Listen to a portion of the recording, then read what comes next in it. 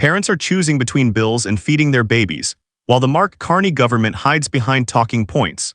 Formula prices have exploded, domestic production was ignored, and desperate mothers are blamed instead of helped. Conservatives demand real solutions. Canadian-made formula, lower taxes, and supply security. This debate exposed a government more focused on excuses than infants, and Canadians are furious, watching and demanding accountability now from Ottawa elites in power. Watch what happened next in this heated debate live. Sometimes you're trying to choose between bills and feeding your kids. That's a direct quote from Thunder Bay mom Cassandra Shedden, who relies on formula to feed her infant child. She describes rummaging around her house, looking for things to sell just so she can put formula in her baby's bottle. Why won't the Prime Minister do something so that parents can afford to buy baby formula? The Honourable Minister of Jobs and Families. Well, Mr. Speaker, nobody should have to feel the fear that Cassandra feels. But I will note what Cassandra also said. She said she could hardly wait till the Canada Child Benefit arrived on the 20th of each month because it helped her feed her baby as she lived on Ontario disability, Mr. Speaker. And that member voted against Canada Child Benefit. She voted against school food, Mr. Speaker. She voted against the very people she has the temerity to stand up and quote in this House. Member for Fort McMurray, Cold Lake. Since 2017, inflation on baby formula is double what it is in the US. Double. We are overly reliant on imported infant formula, and we only have one plant in Canada, which means every single tax on transportation, every supply chain disruption, every single tariff threat hits Canadian families harder. This is due to a lack of any kind of action from any of these Liberals for the last 10 years. Will they finally make this a priority so that parents can afford to feed their babies formula? The Honourable Minister of Jobs and Families. Maybe the member didn't read the article where the Canada Research Chair, Ms. Leslie Frank, said that the Canada Child Benefit should be increased, which, by the way, it is every year, Mr. Speaker, because it's pegged to inflation, where the experts said that formula should be produced in Canada.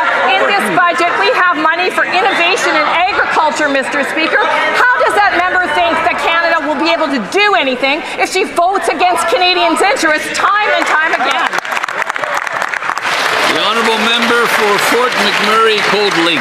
What's deeply wrong is the fact that parents are waiting every single day for those checks just so they can afford to put groceries on the table. What is deeply wrong is that mothers are begging strangers online for money just so they can afford to buy baby formula. What's deeply wrong is that parents are resorting to buying opened bottles and cases of formula, powdered formula, just so they can feed their kids. This is because of this government's lack of action. So will they actually do something other than just create more bureaucracy? We need action. Hear, hear. The Honourable Minister. Mr. Speaker, members like that one with the fake outrage as their colleagues.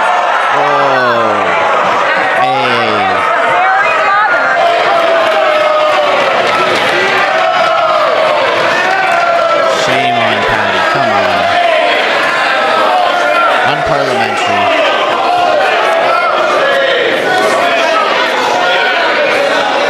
The Honourable Minister. Just the other day, the member from Bowmanville, Oshawa North, suggested that hungry children should go without because parents should be able to afford to feed their kids. Well, you know what, Mr. Speaker, I have a newsflash.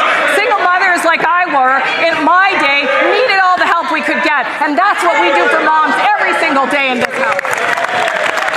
The Honourable Member for Lethbridge.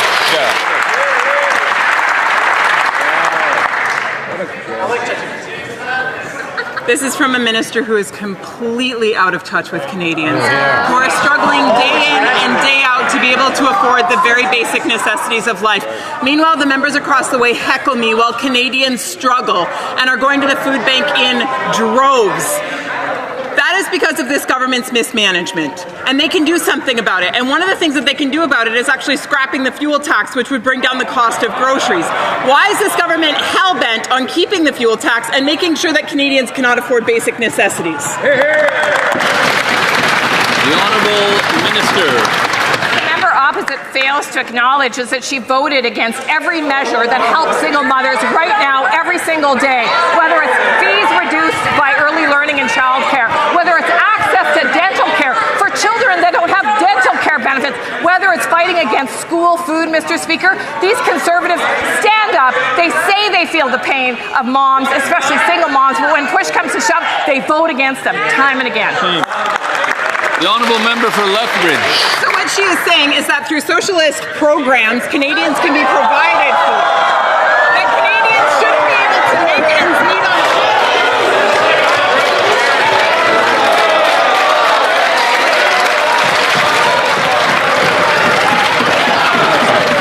Come on, from the top. There's nothing unparliamentary about that word. The Honourable Member for Lethbridge, from the top.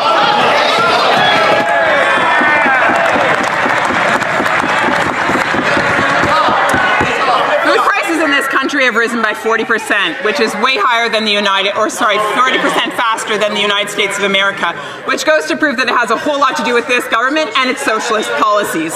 Now, Stats Canada shows that beef is up 17%, chicken is up 6%, apples is up 4%, and baby formula is up 6%. The most stolen item in a grocery store because parents are desperate due to this government's mismanagement. So, folks are suffering. I hosted a town hall last week.